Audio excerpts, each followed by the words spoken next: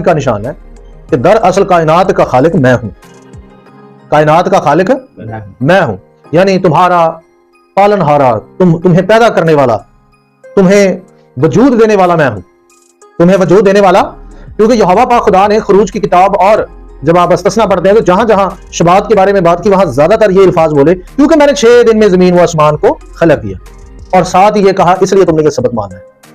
और यहां आपने पढ़ा कि ये इस बात के लिए मेरे और तुम्हारे दरमियान क्या है, निशान है,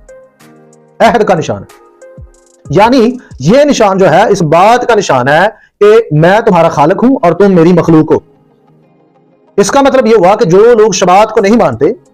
वो किसी खालिक को भी नहीं मानते, क्योंकि ये आयत जब आप कॉन्टेक्स्ट के साथ पढ़ते हैं तो इस आयत में खास तौर पर यहोवा पाक खुदा ये पैगाम दे रहा है कि असल में तुमने ये सबत इसलिए मनाना है, ये इस बात का निशान है कि मैंने ही जमीन व आसमान को 6 दिन